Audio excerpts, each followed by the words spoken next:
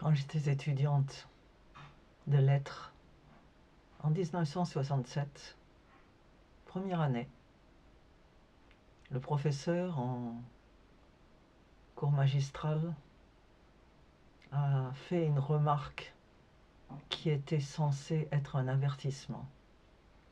Il a dit aux étudiants et attentifs dans l'amphi, vous tous, peut-être quelques-uns d'entre vous sont-ils du Sud, avec leur rose et leur accent. Eh bien, vous devez tous apprendre à parler français standard.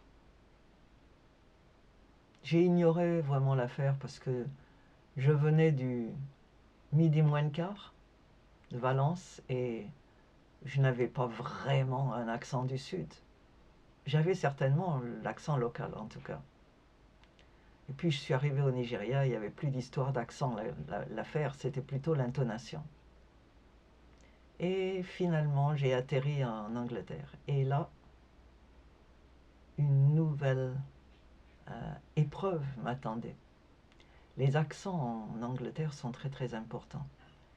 Ils sont mesurés sur une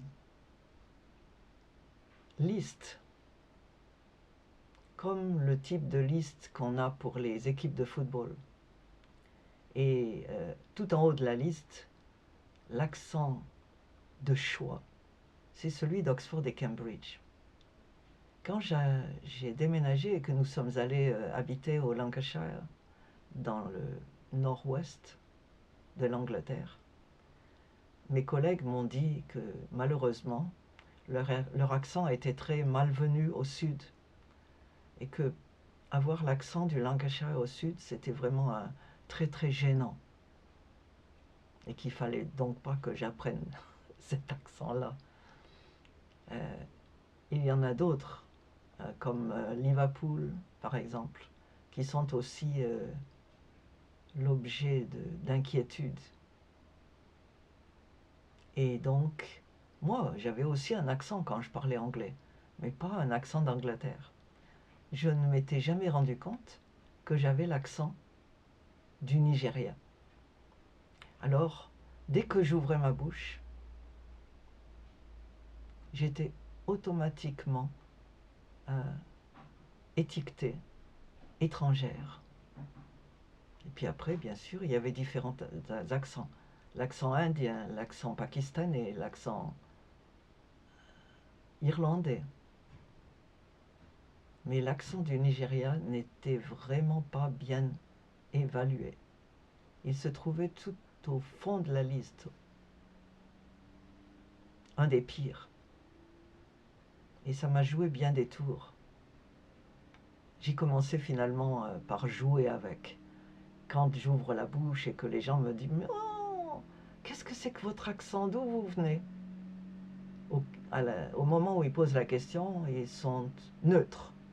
Ils n'ont pas d'idée particulière.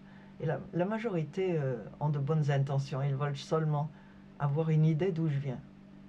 Et comme j'ai aussi un petit bout d'accent français mélangé à ça, ceux qui ne connaissent pas le Nigeria ont du mal à me placer sur la balance.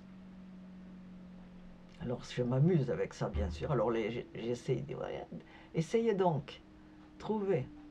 Alors ils ont proposé des tas de nationalités et en fait ils n'ont jamais trouvé. Ceux qui trouvent, ce sont les Nigérians. Et donc j'ai eu des réactions très différentes selon la personne. Il y en a qui refusaient de m'écouter.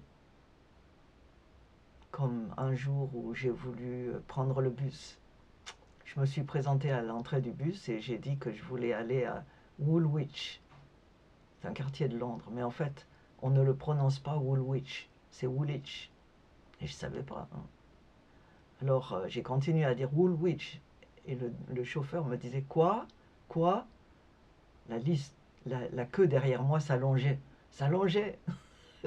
jusqu'au moment où une des personnes présentes a dit She means Woolwich.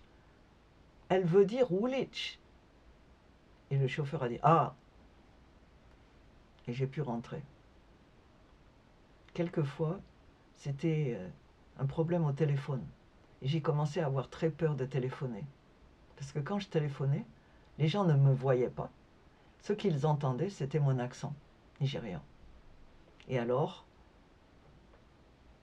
je me voyais refuser tout ce que je demandais. La personne a fini par me dire ce jour-là, bon, désolé, il n'y a pas d'offre pour ce poste, mais par contre, si vous retéléphonez un autre jour, il y aura peut-être une ouverture pour les minorités ethniques. Et je me suis tournée vers ma seconde fille qui était derrière, dans la chambre. Et je lui ai dit, qu'est-ce que ça veut dire, minorité ethnique? À l'époque, je ne savais pas. On a les gens de souche, comme vous dites, les Français de souche. Mais là, c'est les Anglais de souche. Et puis, les autres, c'est les minorités ethniques, qui finissent par ne pas être minorités du tout, puisque la majorité des Londoniens, aujourd'hui, ne sont pas anglais de souche. Il y a l'accent indien, l'accent pakistanais, l'accent irlandais. Et moi, j'étais un autre de ces accents, pour étrangers. Ce qui sert à trier entre ceux qui vont être préférés et les autres.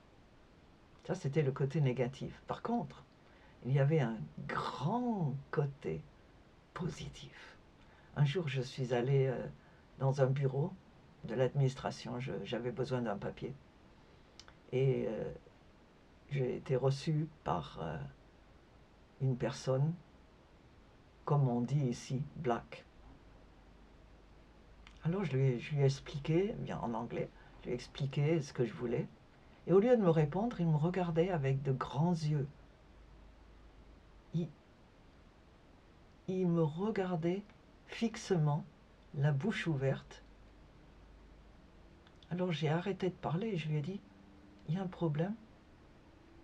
Et il a eu un grand sourire et il m'a dit, oh, quand je vous écoutais, j'avais l'impression d'être revenu à la maison.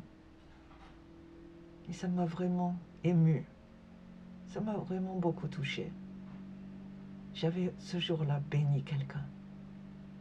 Et depuis, j'en ai béni bien d'autres. Tous les Nigérians que je rencontre me disent, oh, vous avez même pris l'accent. Et ils sont tout heureux de me parler et de me poser la question. Quand est-ce que je suis allée au Nigeria? Combien de temps je suis restée là-bas? À côté de ça, vous avez le nom. Et le nom, c'est une autre histoire, dont je vous parlerai plus tard.